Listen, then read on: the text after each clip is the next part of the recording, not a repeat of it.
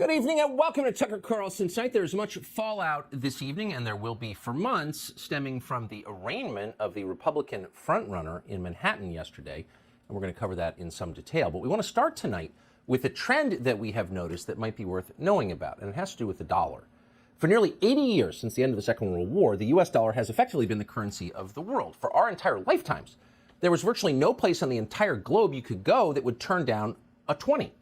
Andrew Jackson's face beside the famous seal of the U.S. Treasury was probably America's best-known export. From Dar es Salaam to Sri Lanka to the smallest gold mining outpost in the Amazon basin, every shopkeeper on earth recognized a $20 bill.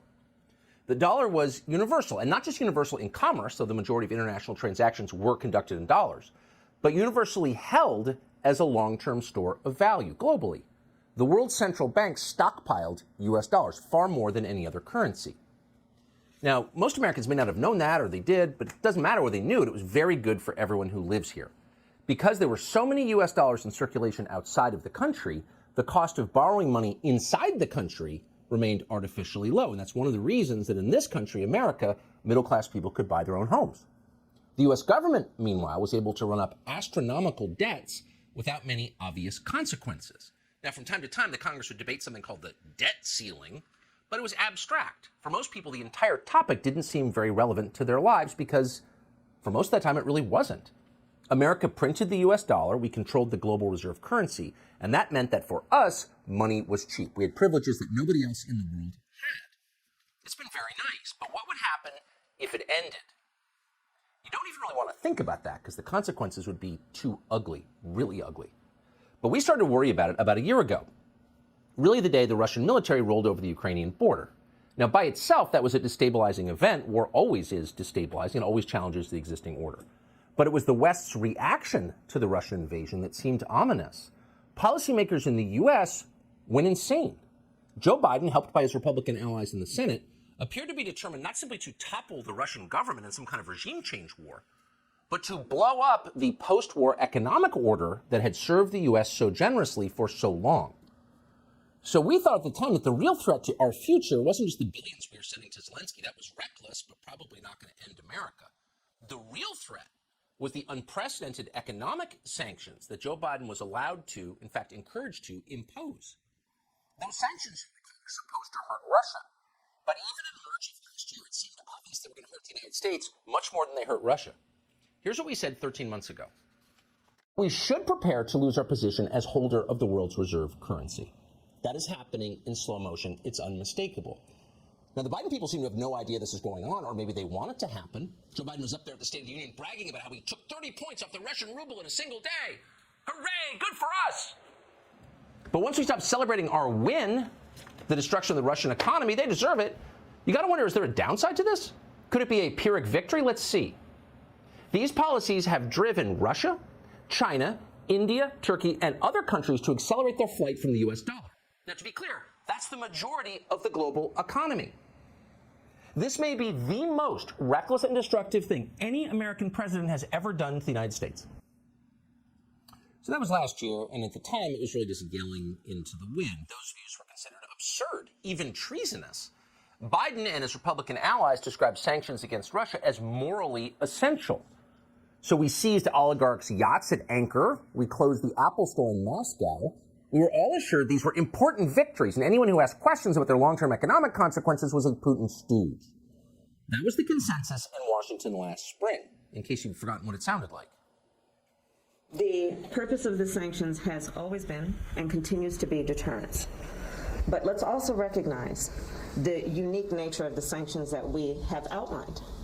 These are some of the greatest sanctions, if not the strongest, that we've ever issued. The president believes that sanctions are intended to deter. As to the sanctions, the most important thing we can do is to use them as a deterrent, as a means of dissuading Russia from engaging in further aggression. We are right now enforcing powerful economic sanctions. We're cutting off Russia's largest banks in the international financial system, preventing Russia's central bank from defending the Russian ruble, making Putin's $630 billion war fund worthless.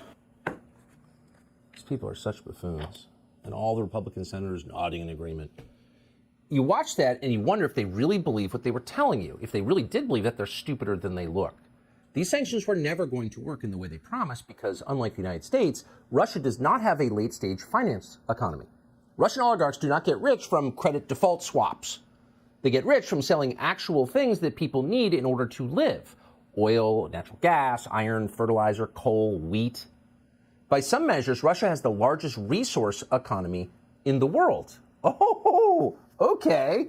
So they could barter if they needed to. So a year later, despite the sanctions you were told are the greatest ever devised, the Russian ruble is just as strong against the US dollar as it was before the war in Ukraine. So we didn't really hurt Russia with those sanctions, certainly not long term. Who'd we hurt? Ourselves. E.J. Antoni and Peter St. Onge wrote an incisive piece in the Daily Caller last week that explains part of why this happened. Quote, "A critical feature of a reserve currency is its apolitical nature," which Biden is now gutting. After both parties in Washington destroyed the dollar's stability with inflation, now the Biden administration has chosen to wield the dollar as a weapon. Together, these two factors send a message to foreigners, which is they should get out while they still can. In response to Russia's war with Ukraine, the U.S. froze the dollar reserves of Russia's central bank. To be clear, these were not American assets. These were dollars owned by the Russian central bank and the Russian people. The seizure was intended to cause bank runs and collapse Russia's credit system. It didn't work. Instead, it exposed the Biden administration's willingness to violate the trillions of dollars that foreigners rightfully own. The danger of this precedent is difficult to overstate, end quote.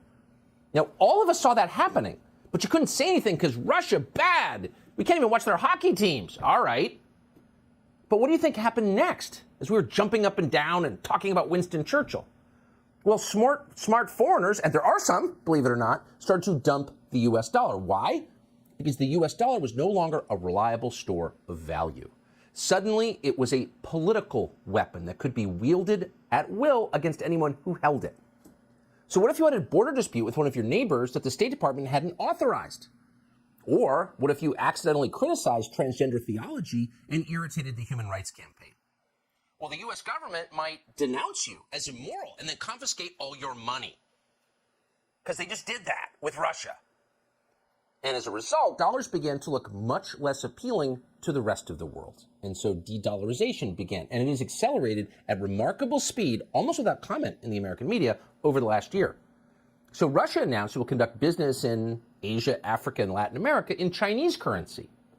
Brazil, which has a brand new government supported by the Biden administration, announced it will do the same thing. Brazil, largest economy in the hemisphere after ours. Pakistan is doing the same thing. That's a longtime U.S. ally. India and Malaysia, two of the biggest economies in the world, announced they'll be settling their trade in their own currencies, not the dollar. Even France, which we liberated, is using Chinese currency in a new liquefied natural gas trade. China and Saudi Arabia are now major business partners. And again, et cetera, et cetera, et cetera. This is happening around the world, and all of it is shutting out the U.S. dollar. And it's happening a lot faster than anybody could have predicted. And yet no one in Washington seems aware that it is happening. So if you wanted the rest of the world to trust your currency, the last thing you would do is use it as a weapon or print too much of it. Printing too much of your currency causes inflation, and that saps the value of the currency. No one wants to hold a currency that is worth less consistently every year.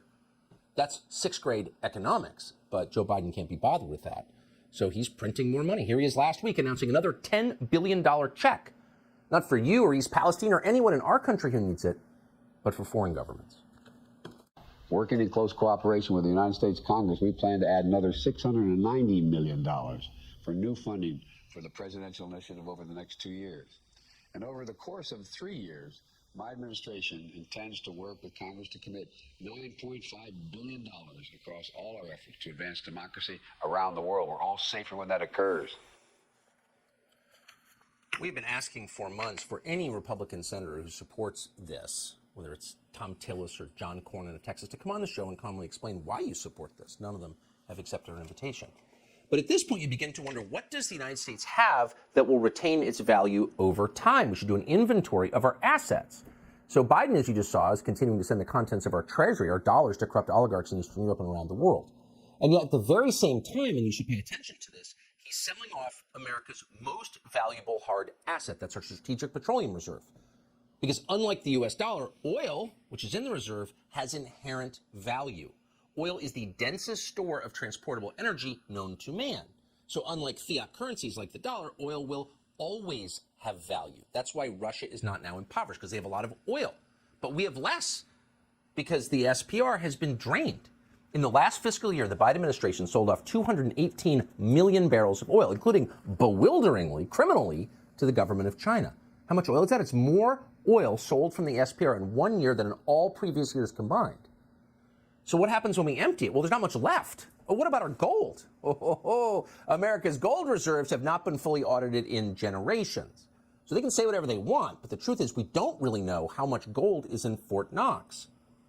So the SPR becomes even more vital, and now it's disappearing. And as it does, the power of the United States ebbs. At some point, what's going to be left? They'll be draining the Great Lakes and shipping the water to the Gobi Desert for cotton farming.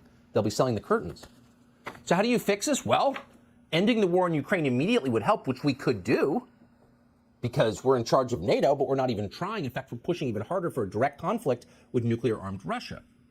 And politicians in Washington remain mired in their weird boomer World War II fantasies where they're all Winston Churchill. We